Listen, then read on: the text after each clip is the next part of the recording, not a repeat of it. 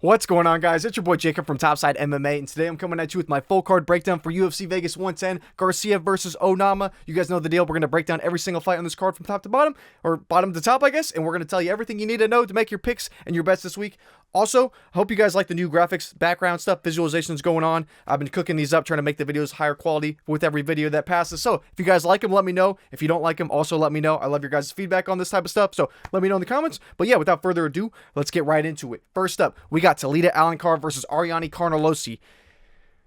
Some fights are worth breaking down, others aren't. This is one that really doesn't need a whole lot. Now, on one hand, you have Talita Alencar, who is a very high-level grappler. You know, she's been competing at high levels. She's good on the ground. She is slick on the ground. And on the other hand, you have Ariane Carnelossi, who looks like she's on all the PEDs in the world. I mean, she looks like the female Michael Chandler out here. I mean, she looks massive, but then you see her fight and she doesn't really fight like it. You know, she doesn't really seem to go out there like some bully. She looks like a female Marab, but she doesn't really fight like it. You look at her record though, you see 15-3, and you think, okay, damn, this girl's actually pretty good. But when you go and break that down, in her run in the UFC right now, you can see in the stats right here, 3-2 in the UFC so far. But you can see that and you can be like, okay, you know, she's decent. And the thing about her is that she is losing to good girls. Like, you saw her lose to Loopy, you saw her lose to Angela Hill, and that was 6 years ago. Angela Hill, more so in her prime, I guess.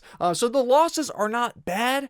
It's just you look at the girls that she's beating. The two girls that she has beaten, their combined record in the UFC, I put this in my notes, a combined record of 0-9 in the UFC from the girls that she has actually beaten.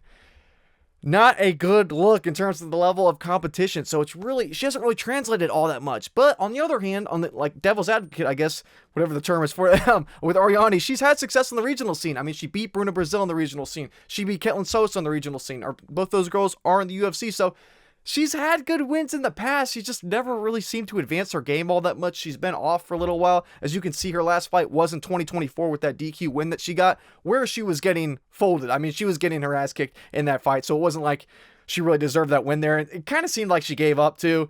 It was a headbutt, which Rodriguez totally taxed it, but that's besides the point. So she really hasn't had the best run in the UFC. And you look at Talita Alencar, it's like, it's about the same though. I mean, she is a very good grappler, but it's just, she's not the strongest. I put this in my notes, and I was like, she's very good on the ground, but in terms of her ability to get it to the ground, not the best. I mean, I was literally going through her stats. She went 4 out of 24, so 4 takedowns total out of 24 attempts against Stephanie Luciano. Then she went 1 out of 9 on takedowns against Rani Dos Santos, and then she went 1 out of 10 in the rematch against Stephanie. Absolutely terrible. Now, you could look at her last performance. You can see against Vanessa Demopoulos, she went 4 out of 5 on total takedowns, but Vanessa has a god-awful takedown defense at only 26%. So it's like, can Talita get this to the ground?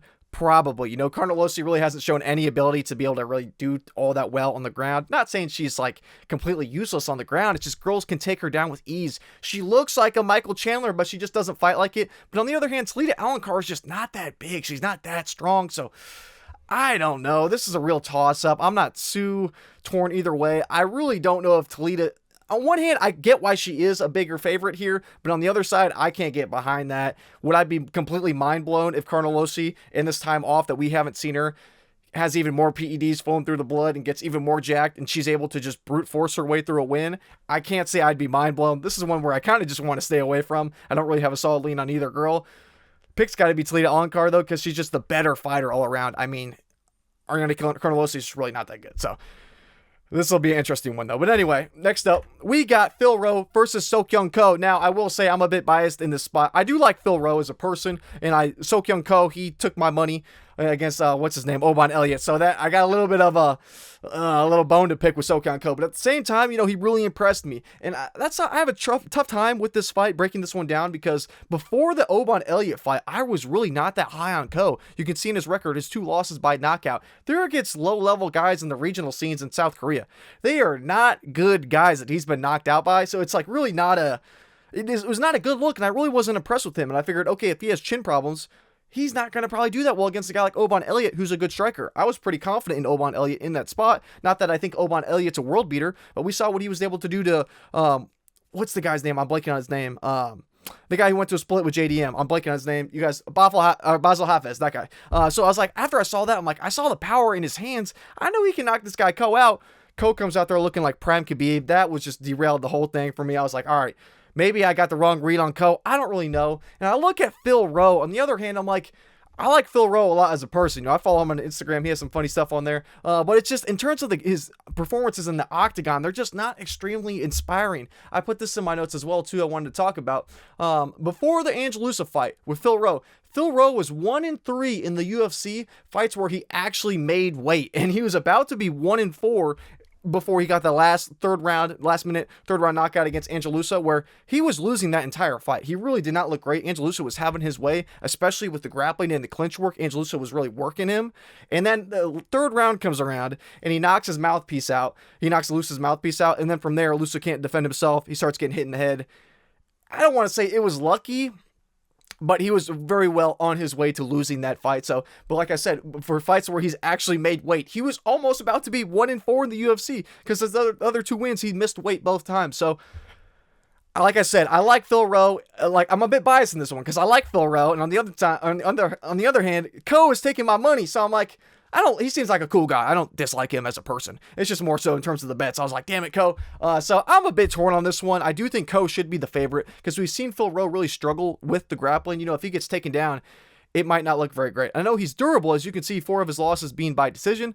I just think Co probably can take him down in this fight. I think he can control him. If Angelusa was able to do that and really hang and have good success, I would imagine Co could too, especially after what we saw against Oban Elliott. So I'm leaning Seokhyeon Co in this one. Would I be completely mind blown if Phil Rowe is able to keep it on the feet and win a split decision, being the better striker, striking from range? Because he's going to have a 9-inch reach advantage.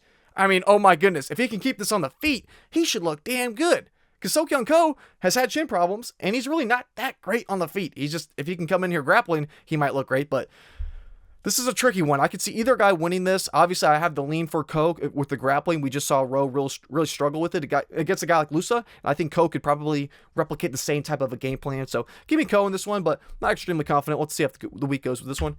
But next up, we got Ardelean versus Montserrat, Conejo, Ruiz. Now, this is a really weird one. Ardelean should not be a -400 favorite against anyone. I don't care about Montserrat. I'm going to call her Ruiz. I don't care about Ruiz, her bad record in the UFC, 1-3. I don't care. You'd have to put her against a tin can. I'm just not that high on Ardelean to have her against a 4-1 favorite.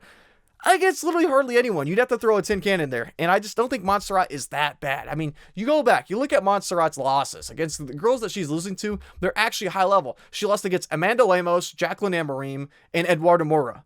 Eduardo Mora came in overweight in that fight too, and Montserrat is a very smaller girl. You know, she's a tiny framed woman.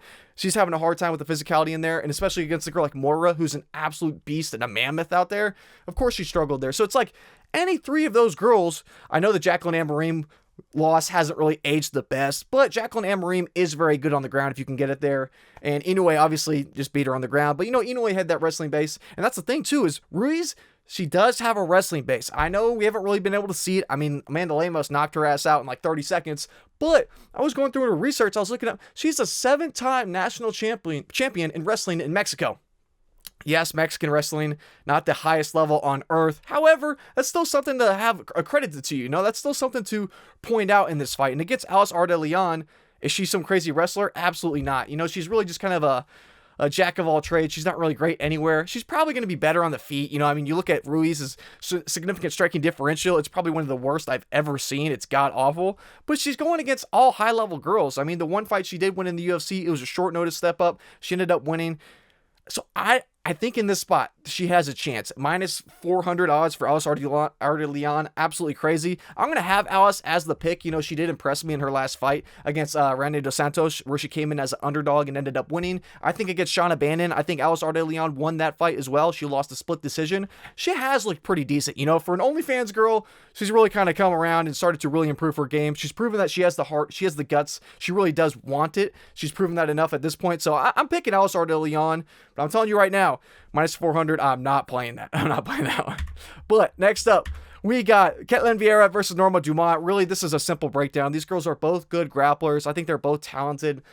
The thing is, though, it comes down to who is the more well-rounded mixed martial artist, and I do believe that is Norma Dumont. In her last fight against Ariane, she really proved that she has hands. She busted her up, and I know the whole huge gash in Aldana's head, it was from the clash of heads. It was like a headbutt almost, not really a strike that did it, but still, I do think Norma Dumont is going to have the better hands. She's going to be the better striker in this fight, and I think the grappling will be close enough that as long as she doesn't get absolutely wrestle-fucked against the cage by Ketlen Vieira for 15 minutes, she should be landing the more damaging shots on the feet. She should be able to lead the pace in the striking, and I think she should be able to get the win here. Now, that being said, Ketlen Vieira, she can do her thing. I mean, you look at her losses, she's losing to the best of the best. I mean, even against Kayla Harrison, she's the only girl that Kayla Harrison has not finished in the UFC. Goes to show Ketlen Vieira is a tough SOB that can really go the distance. She can last. You got to kill her to get her out of there. So this is going to be a back and forth war. I see this going the distance for sure. I don't see either girl getting finished. I'd be very surprised by that. So yeah, I like the overs on this one. I do think Norma Dumont should be able to slide this through, but I think the line is pretty damn accurate. I think Norma Dumont should be a slight favorite, but you cannot count Ketlen Vieira out. I mean, what she just did to Macy Chasson, she walked her ass down. So I really am not torn or too, I guess, biased towards Norma Dumont in this one. You know what I mean? Like, I don't have a huge lean on her. I just think she's more well-rounded. Ketlen Vieira striking just really not that great. She's pretty much all clinch, all control. So Norma Dumont, if she can keep it on the feet with striking distance, she should be able to win this fight. Next up, Donte Johnson versus SD Dumas. SD Dumas is fighting cases right now, getting caught in dog cages. I mean, he's got his baby mamas going to war with him. He's smoking blunts with his kid around. I mean, his baby, that is. I don't know what the hell he's doing. I mean, he just got his nuts blown up against Zach Ruiz like a month ago, where he, say what you want, I don't know if he quit in that spot. Who knows? I mean, it didn't seem like the worst nut tap in the world, but at the same time, I don't know. There was a bit of a, maybe. Give him the benefit of the doubt in that one. But I don't think this is any better of a matchup for him. I like Donte Johnson. I picked him in the Contender Series. I had a lot of people giving me some grief for that pick. I really was confident that he was going to win that. And he looked great. He got a first round knockout, and I feel like this is going to be something similar. I mean, Donte Johnson, that was up at heavyweight. Now he's fighting down at middleweight. Really, he could be a light heavyweight, but I think at middleweight, I've seen pictures of him. I've seen his training. He looks absolutely shredded. He's ready to go. I mean, the guy is in tip-top shape. I think he's ready for the spot. Immediately after he got that contract, I have to imagine he's been training this entire time. You know what I mean? Like, he's been anticipating this type of a fight, this type of a step up here. So I like him a lot in the spot. I think Donte Johnson is really, I mean, he's unproven. I guess 26 years old. He has a lot to tell, a lot to prove to us. Although his career is very young, and that's the thing too. His 6-0 record, it's all very recently, within the last year or two. So he's very green. Would I be completely mind blown if he lost this fight? If SD Dumas is able to really maybe grapple fuck his way to a win? Wouldn't be mind blown, I'd say, but I do think Donte Johnson probably touches the chin of SD Dumas, probably gets him out of there. I'd have to expect a first round knockout in this one, but at the same time, like I said, Johnson has a lot to prove. He hasn't been tested against anyone at the UFC level yet. So SD Dumas, he's not the best, but at the same time, he's not an absolute tin can. You know what I mean? It's like, this will be a good test to see where Donte Johnson can really hang in terms of the UFC level caliber. But anyway, next up, we got Timmy Cuamba versus ChangHo Lee. Now, this is a weird one too. I look at ChangHo Lee's record. He beat Cortavius Romeus, who's one of the worst guys in the entire roster. I'm trying to think who else before that. It was Zhao Long. I'm blanking on his name too. I watched that fight back. I think he lost that fight as well. What is Zhao Long? That's right. Yeah, Zhao Long. And then before that, 2 road to the UFC guys, not very good. So it's like, you look at ChangHo Lee, he's not tested against a high level. You see that 11-1 record. You could say, oh, it looks really good on paper. But you go and look at Timmy Cuamba's 9-3 record. Honestly, that holds up a lot better in my eyes. I look at Timmy Cuamba, his fight. He had a Contender Series fight in 2023, but he came back, made his UFC debut. It was a short notice step up a weight class against Oki. That's the interesting thing about Timmy Cuamba too. I had this in my notes. I wanted to talk about it because Timmy Cuamba, he's been fighting at all these different weight classes throughout the year. So basically, what he did, he made his UFC debut. He came in as a plus 145 underdog against Oki. And the thing is, he took that fight up on short notice, up a weight class like we talked about. Because I put this in my notes, literally, on February 2nd, 2024, he fought at featherweight at a regional promotion. So February 2nd, he fought at regionals. And then February 10th, he made the step up against Oki up a weight class. Pretty damn crazy. Up a weight class a week after he just fought. And he went to a split decision against Oki. Oki's decent. You know what I mean? Like, Oki can bang. So the fact that Timmy Cuamba was able to make it that competitive, I respect him a lot for that. And it was pretty impressive, honestly, in the loss. You know, that was pretty damn impressive to me. And then after that, he fought Lucas Almeida, where he got dropped like 3 times. They only counted 1 knockdown on that. I don't know how. I mean, Lucas Almeida dropped his ass like 3 times, at least. He got hurt multiple times. But I will say, Timmy Cuamba, absolute dog. He came back and won the 3rd round after really getting hurt multiple times in the 1st and 2nd round. So look at Timmy Cuamba. We know he has heart. We know he's going to go long.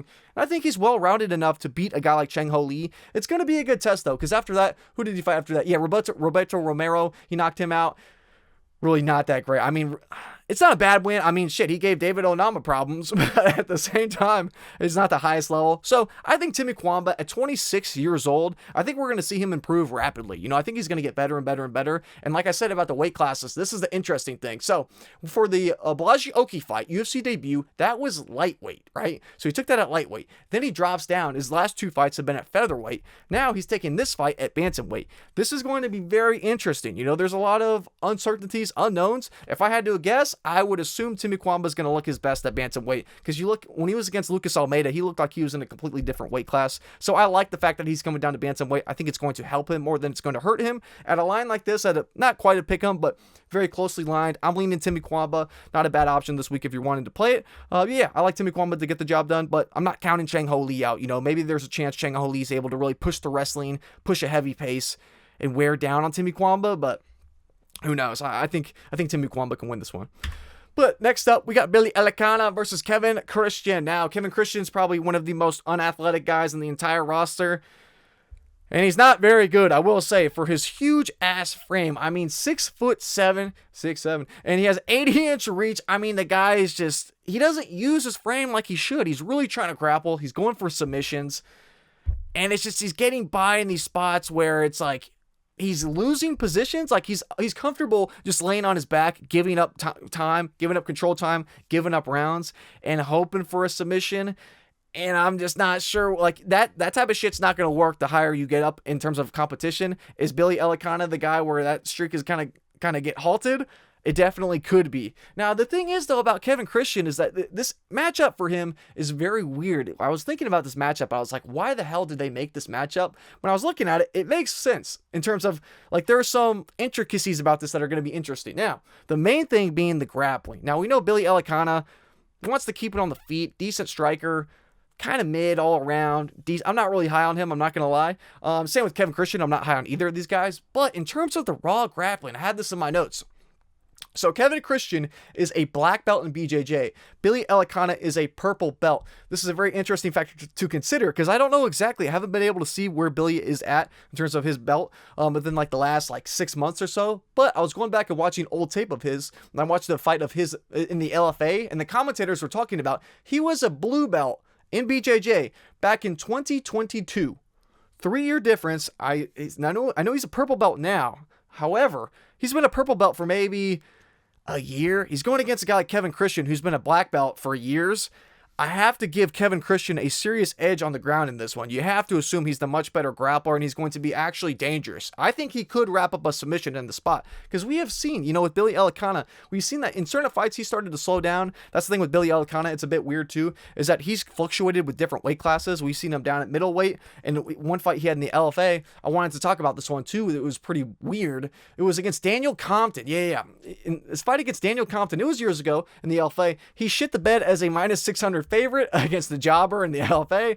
He lost a split decision that he arguably could have won. However, his cardio was a huge problem, and it cost him the fight. And this was at middleweight, and this was his last fight at middleweight. Maybe the weight cut was causing him problems because his cardio and his chin problems were there in his fight. He got dropped. He had cardio problems. He just didn't look great, and maybe that's why he wanted to move up to light heavyweight. Who knows? He took a couple other fights at the PFL after this too at light heavyweight where he just didn't look great. I just have never been high on Billy Elekana, and I really feel like this goes one of two ways. If this is striking back and forth on the feet, Billy Elekana, I'm going to give him the slight edge. I think he should be the better striker here, even though Kevin Christian has this huge, or I guess in terms of the reach, it's not a huge advantage.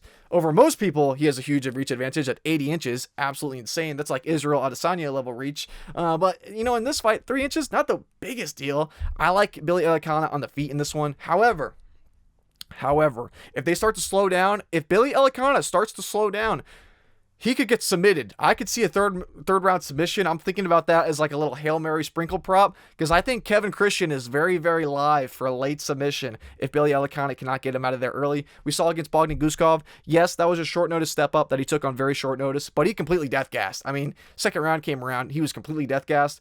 Yes, he's had a full camp to prepare for this. He should be a lot more prepared, so I don't expect him to just go out there and burn out in a round because that was a bit of a exception to his performances, but still, if he does burn out, Kevin Christian could be alive for a sub, but other than that, I don't see Kevin Christian winning this fight. He's just not very good. But next up, we got Allan Nascimento versus Cody Durden. Cody Durden's just kind of fallen off at this point. You know, at 34 years old, he's been through all these damn wars, and it's like Cody Durden used to be this guy who was super durable, who can go to war, go stand and bang, wrestle his ass off, push a pace for 15 minutes, look great. He's not that guy anymore. You know, he's starting to slow down more. And the thing, too, is in his fights, he used to be very durable. You look at his record, he's only been knocked out twice, but 2 of those knockout losses, both of them, have been within the last 2 years. It's just not a good look in terms of his durability. He really seems to just be kind of like falling off of a cliff. 1-4 in his last 5. Not the best look for Cody Durden. I will say, though, you can't count him out. He is a good wrestler, and if he's really trying his best and if he's really pushing the pace, he could look good. The thing is, though, he's taking this fight on very short notice. Allan Nascimento was supposed to fight Rafael Estevam. Rafael Estevam pulled out for whatever reason. I don't know. I don't know why. But Cody Durden takes this fight on short notice. I do not like that. Against a guy like Allan Nascimento, who's very dangerous on the ground, he can definitely wrap up a submission in this fight. He's going to be coming in with a full camp. I think it's a matter of time before he just gets it to the ground and probably chokes out Cody Durden. I could see Durden having success early on in this fight in terms of the wrestling, because in terms of the raw wrestling, Durden's the much better wrestler. And Nascimento is one of these guys who's totally fine just laying on his back, giving up rounds, going for submissions. I just think if this goes into the second and third round, this goes long, a short notice, Cody Durden's probably going to tire out. He's probably going to gas out. And I expect Allan Nascimento to probably wrap up a late submission, second or third round. I see it as being very likely. I just don't see Cody Durden being able to push a high wrestling pace for 15 minutes in order to win this. So pick's got to be Allan Nascimento. Next up, Charlie Radtke versus Daniel Frunza. Now, Daniel Frunza got absolutely worked by Rhys McKee, and that loss has aged like absolute piss.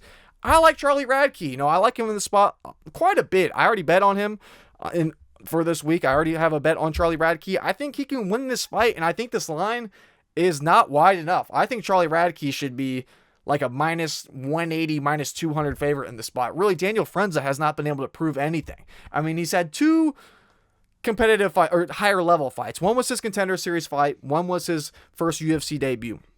Oh yeah, also, if I didn't say it for you guys that are new, the fights were in their most 5 recent fights where you can see the yellow borders around them. That is regional scene fights, not UFC fights. The yellow border includes Dana White Contender Series. So his second most recent fight is a Contender Series fight. He got the knockout in 2024, as you can see. But yeah, in that fight, he basically got the knockout because his opponent death gassed.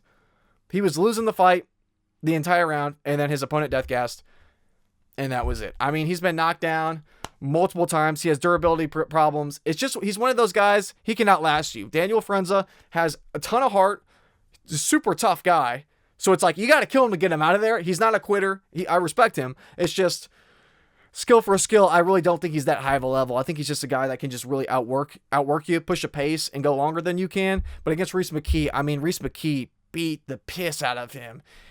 And I just feel like Charlie Radtke is going to do the same thing. You know, Charlie Radtke is pretty dangerous on the feet. He has hands. He has a lot of power. He has a real nice lead hook with his left hand. You know, it's like he is dangerous. And I know he's on a bad streak. And he's been losing to some higher level guys. But it's like the guys that he's losing to would run right through Daniel Frunza. I mean, Daniel Frunza versus Carlos Prates, that would be 30 seconds. And even in his fight against Mike Malott, he was looking good. It's just he was looking good up until he got caught. Could Daniel Frunza catch Charlie Radtke? Absolutely. He definitely could. But I just don't know if he will. You know, with Charlie Radtke, too, I like that we have seen him gone longer. We saw him go a distance against Blood Diamond in the UFC. Not the highest level of competition, I get it, and that fight was pretty ugly. However, we've seen Charlie Radtke go long, go all 15 minutes.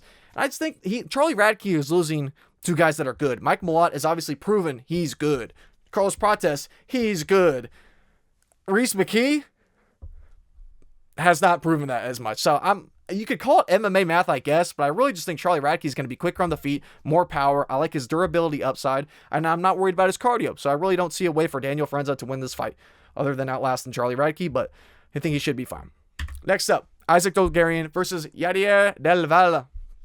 This is a super weird one because Isaac Dolgarian, I like him a lot. I do like him a lot. His wrestling is insane. It's just, as a whole, Isaac Dolgarian is just not very well-rounded. And I know, like, a ton of people, like, are super, super, super high on Isaac Dolgarian. I like him. I think he's a cool dude. I like him a lot as a person. And I think his wrestling is absolutely insane. He's cracked. I mean, you look at this guy, he's like prime Khabib out there. I mean, he's doing his thing in every single fight. The one loss he has was against Christian Rodriguez. I think he won that fight.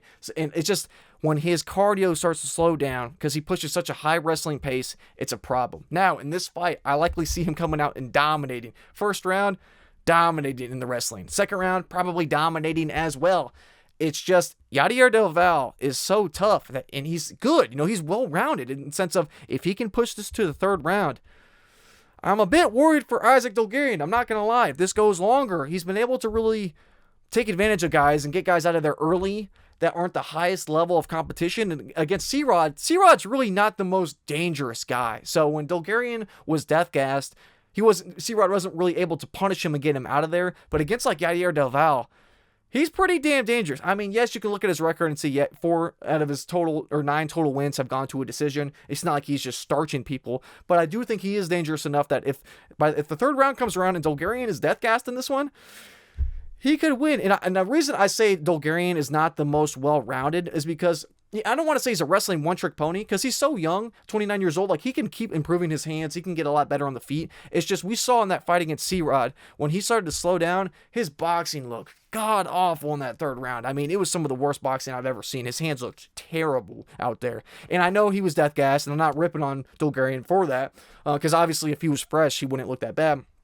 It's just a concern, if he comes out here and if that type of situation happens again, I think Del Valle could definitely finish him. Because Del Valle, obviously, he's nowhere near as good as a guy like Dolgarian in the wrestling, not even remotely close. But I do think Del Valle is more well-rounded, in terms of all this. If you're looking at like striking, grappling, and BJJ, wrestling and BJJ, all three, I mean, I would put Dolgarian as almost like a 10 out of 10 in wrestling, but the striking, and I mean, he has very good grappling too, very high level in terms of BJJ in the wrestling, very, very high level, but the striking, it's not where he's comfortable. He wants to take it to the ground. You can tell when he's on the feet and he's striking, it's just not, he's not comfortable. That's not where he wants to be. And against a guy like Yadier Del Valle, he's fine. He can hang on the feet. He can strike all day long. So I do have that worry in the back of my mind for Dolgarian in the spot. And I think it could look either one of two ways. Who knows? Dolgarian could take it on the ground. Maybe his cardio looks great. Maybe he really worked on it from that C-Rod fight. And I expect him to. He seems like a young, smart guy. He seems like he's really improving in terms of his MMA base. He's taking his career very seriously. I like Isaac Dolgarian a lot. And I think he's honestly a safe bet, too, this week. Because he's one of those guys where he's going to stick to a smart game plan. I don't worry about the fight IQ of Isaac Dolgarian. His grappling's elite. Great fight IQ. It's just more so the cardio. That's the only thing I worry about, because the striking's really not there yet. It's not as developed as a guy like Yadier Del Valle. So on the feet, I think Yadier Del Valle has the advantage. I just don't think it's going to hang on the feet for that long. I think Dolgarian probably takes his ass down, has his way for the first 2 rounds, and hopefully he's able to skate by in that third round. You could sprinkle maybe a little Yadier Del Valle third round finish prop. You could do it, but I think Dolgarian, this is a hope though. This is assumption. There's nothing to really back this. I hope Dolgarian has worked on his cardio a bit more. Hopefully. We'll have to see, though. So there are some unknowns. There are some questions still left unanswered that we got to figure out. So we'll have to see on this one. But yeah, the pick's got to be Dolgarian, even though I do like Del Valle. Del Valle, don't sleep on him. He's a good prospect. So next up, we got Jeremiah Wells versus Temba Garimbo. I like both these guys. Jeremiah Wells, a bit of a crash out. I mean, he's like a little nuclear bomb. I mean, he's just waiting to just explode on people. I like his fights. I think they're very entertaining. Not the highest skill level, but very fun to watch. In his last couple of fights too, he's looked pretty good. Honestly, I thought he beat Max Griffin. I don't know how he lost the split there. I thought he won that fight pretty clearly. But yeah, I mean, he's looked pretty decent. His grappling's pretty solid too. I know he just got subbed. Who did he get subbed against in 2023? Sorry, I'm blanking on this. This is going to piss me off. Because he almost had him in this. Oh, Carlston Harris. He had Carlston Harris. I believe it was Anaconda. He had him in this Anaconda. And I don't know how the hell he didn't wrap it up. I mean, Carlston Harris looked deep in this submission. I don't know how he didn't get choked out. but he ended up not getting it. Then Carlston Harris comes around, pulls the same shit, gets an anaconda on Jeremiah Wells. It was pretty funny. But yeah, he looked good in that fight up until he wasn't. And I think he won the Max Griffin fight. So honestly, if you look at his record, he's looked pretty good. I know it's not the highest level of competition, but at the same time, he's still winning these fights. He's explosive enough. Themba Gorimbo does have some durability concerns for me. I could be scared of, if he gets clipped, it could be a real problem. We saw in his one most recent loss against Vicente Luque, it wasn't even the grappling. It was the fact that he just got rocked. I mean, Vicente Luque rocked his ass, and Vicente Luque is so good on the ground, he was able to just wrap up that submission very quickly. So it was more so the chin problem that worries me more from that fight, not the grappling. You know what I mean? If his chin didn't get cracked, he would not have gotten submitted in that spot.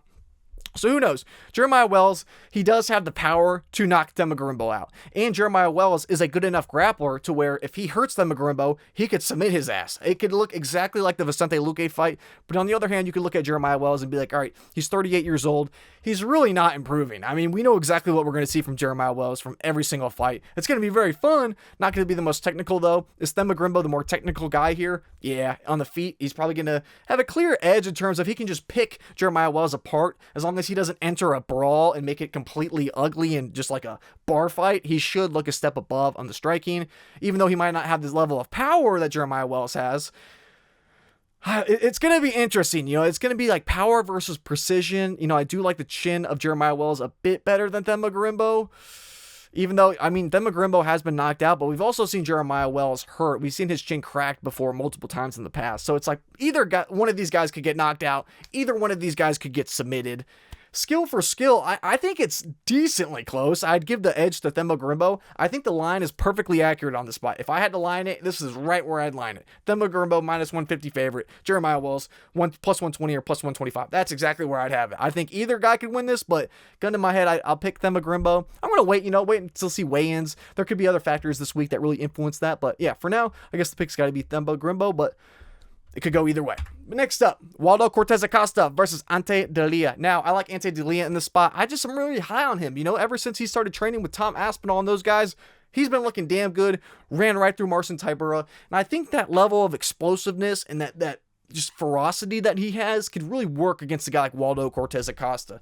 We know from Waldo, he has good cardio, he can go long, and he has a good chin, but he just doesn't have a ton of pop in his hands. He doesn't have a ton of power. He's very technical. Technically, he's sound, and he's pretty damn durable, so it's hard for Delija to get him out of here in this fight, but I do think that if Ante Delija can kind of just throw caution to the wind, crash the pocket, and really make this fight ugly, make it scrappy, make it a war, I don't think Waldo Cortes-Acosta is going to do as well in that type of a fight, where he has to really deal with a lot of power coming back his way. We saw against Pavlovich. Pavlovich was landing on him, and he did not like it. Now, his chin held up pretty damn well, but it's just, he's willing to, or Waldo's wanted to do more of a point fighting back and forth. He's wanting to play a more clean game, and Ante Delija is kind of like a Pavlovich in the sense of they can just walk you down. I know Pavlovich is, especially after getting knocked out, he's been a bit more reserved and not as aggressive. You know what I mean? He's definitely been a bit more calm, but Ante Delija, I don't know, there's nothing to really fear here. And that's the thing about Waldo Cortes-Acosta too.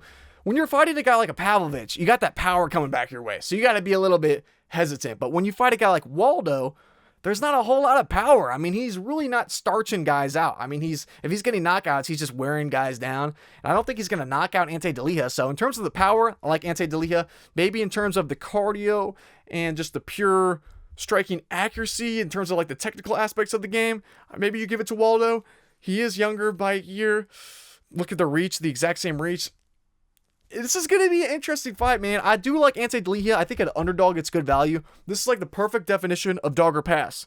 There's no way in hell I'd take Waldo Cortes-Acosta as a big favorite in this spot. But on the other hand, though, I couldn't really get behind Ante Delija as like a minus 160 or minus 170.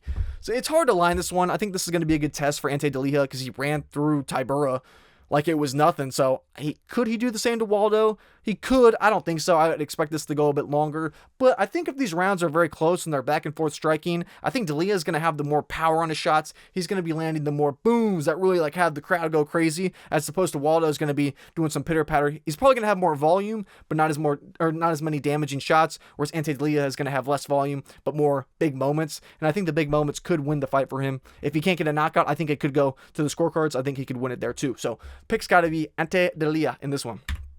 Next up, main event, we got Steve Garcia versus David Onama. I like David Onama, but I love Steve Garcia. Steve Garcia is my guy. And I think people are underestimating Steve Garcia. I like Steve Garcia. I think he should be a bigger favorite. Honestly, I think this should be a lot wider. I'd have Steve Garcia at minus 150. David Onama, I like him a lot as a person. You know, I like his story. I like his background. I always root for David Onama in every fight he's in, except for this one. Not that I'm rooting against him. I just really love Steve Garcia. I love his fighting style. He's one of my favorite up-and-coming fighters, so I love both these guys. So it's like, you know, it's like seeing your parents fight. You don't want to see either guy lose, but it's like, you got to make your pick. Picking Steve Garcia, I just think he's more dangerous on the feet. I think he has more finishing upside. David Onama, we saw in his fight against Roberto Romero, I had bets on him too in that fight. I was like, oh yeah, Roberto Romero is not that good. David Onama is going to have his way with him. He ended up winning that fight, but my goodness, that was a back and forth war. Roberto Romero almost knocks his ass out in the first round. That was recent too. You could say what you want about Steve Garcia. Yeah, he got clipped multiple times like 5 years ago. He has not gotten clipped since then. People were saying, oh, well, you know, Steve Garcia is not a technical striker. He's just got a guy who can crash the pocket and make it ugly. He just whooped Calvin Kattar's ass across 3 full rounds. Put on a masterclass. I mean, what were the damn... I didn't put this in my notes. I only pulled it up real quick. I'm like, looking at the numbers on that one too.